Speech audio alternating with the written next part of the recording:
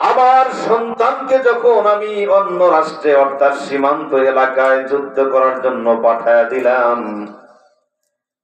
আমি হঠাৎ করে জানতে পারলাম গোয়েন্দা বিভাগ এবং সংবাদপত্রে প্রচার হয়ে গেছে মুহাম্মদ খানের সন্তান যুদ্ধের ময়দান থেকে পলায়ন করে বাড়িতে চলে আসতেছেন।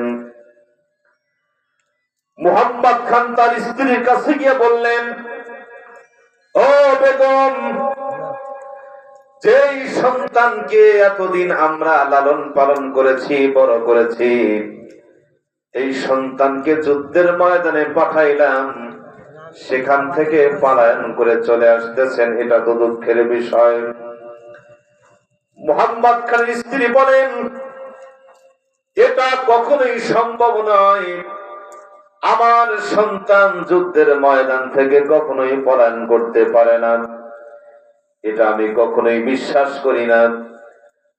মুহাম্মদ খান বলেন, বেগম, এটা তুমি যদি বিশ্বাস নাও করো, গোয়েন্দা বিভাগ এবং সংবাদপত্রে প্রচার হয়ে গেছে তোমার সন্তান যুদ্ধের ময়দান থেকে পলায়ন করেছে।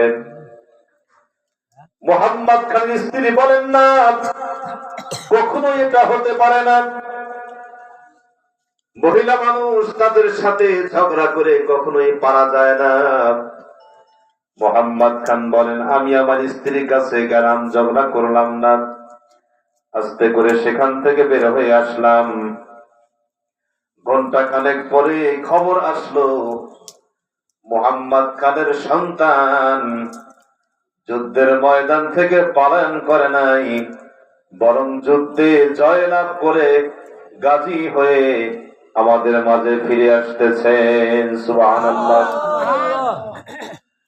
মুহাম্মদ খান শুনে খুশি হয়ে গেলেন, দৌড়া গেলেন তার স্ত্রীর কাছে,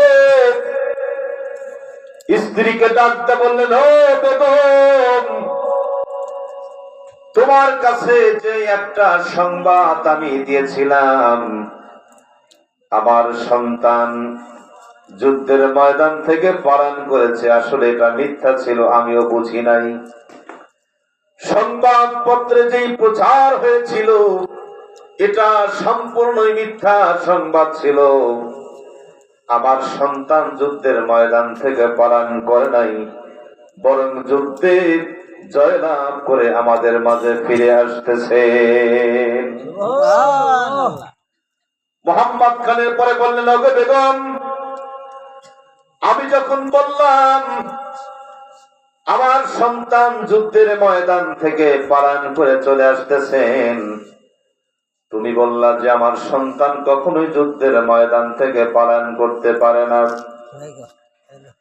তুমি এত জোর গলায় কেমনে বলতে পারলা আমার সন্তান যুদ্ধের ময়দান থেকে পলায়ন করতে পারে না, এটা তুমি এত সত্য করে কিভাবে বলতে পারলে?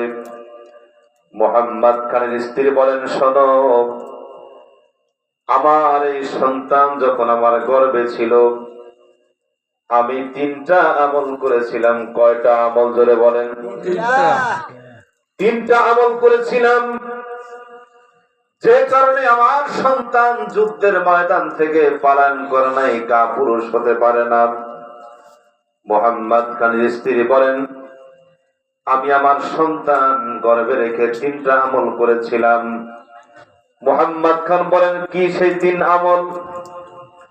স্ত্রী বলেন, শোনো, 1 নাম্বার আমল হলো, আমার সন্তান যখন গর্ভে চলে আসে তখন আমি আল্লাহ পাকের কাছে নিয়ত করেছিলাম আমি জীবনে কোনোদিন হারাম খাবার মুখে দেব না।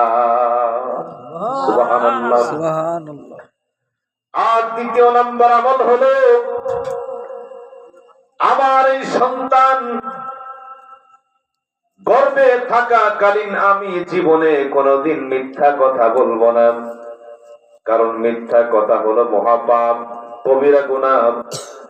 জাহান্নামে যাওয়ার জন্য একটা মিথ্যা কথাই যথেষ্ট একজন ব্যক্তির জন্য, ইমানদারের জন্য।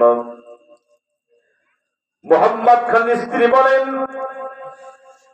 দ্বিতীয় নাম্বার যে আমলটা, সেটা হলো আমি কখনোই মিথ্যা কথা বলি নাই।